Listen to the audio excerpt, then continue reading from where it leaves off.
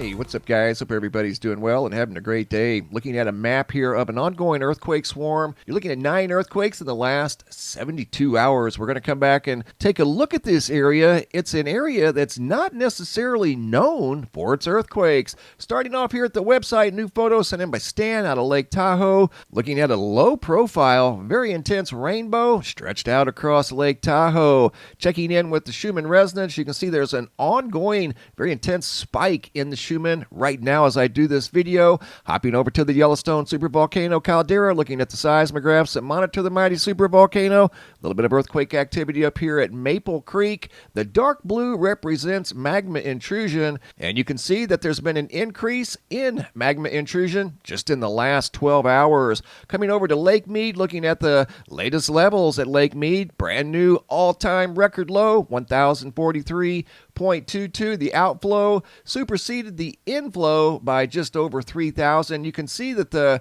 outflow has slowly but surely been decreasing over the last 2 weeks. It's down to 13,000. It's been up around 16,000, 18,000.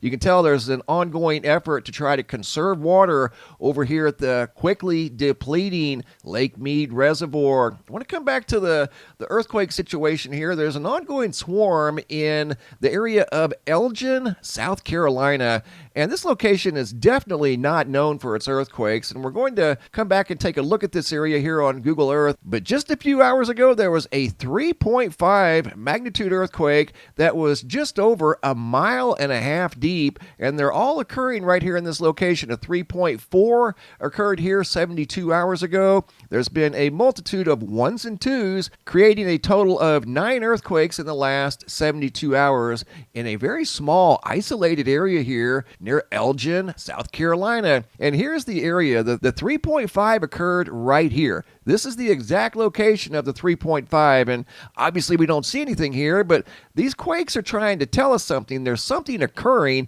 in this area right here. If we pull the map back up, you can see there was a 3.5 right here in this little forest area. We come back to Google Earth, and that is this area here that's not yet developed. It's still full of trees, and there's no roads or anything here, but there was a 3.5 that occurred right here in this area. And then there were some other smaller quakes over here by Interstate 20 of all places. We don't normally see earthquakes here in Elgin, South Carolina, but I will say in the last few months, there's been an ongoing earthquake situation in this area. And again, it's not known for its earthquakes, especially a swarm right now. Again, there's been a 3.5, a 3.4, several 1s, 1.8, 1.3, 1.9, a 2.1. But zooming in a little closer over here at the USGS, you can see the earthquakes are on either side of Interstate 20 right here that we can see here on Google Earth.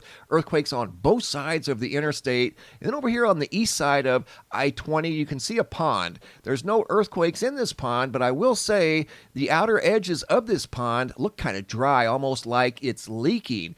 Maybe this pond, and here it is right here. You can see it over here at the USGS map. There's earthquakes on either sides of this little body of water. Makes you wonder if this thing here is leaking to some degree, and maybe there's something going on here. Maybe there's a sinkhole trying to open up somewhere.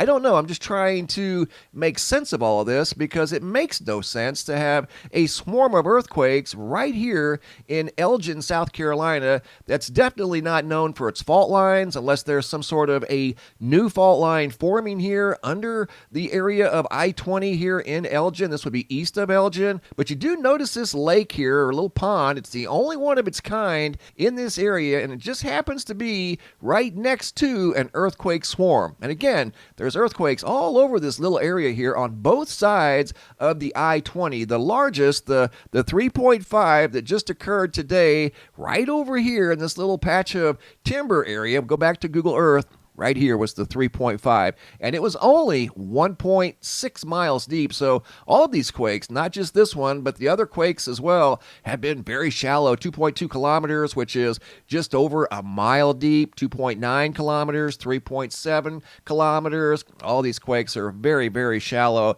Once again, not known for its earthquake activity, but here recently there's definitely been a significant increase in earthquake activity, especially the last 72 hours. The largest largest being a 3.5 magnitude earthquake in Elgin, South Carolina. Thanks for watching. Have a super day and be safe out there.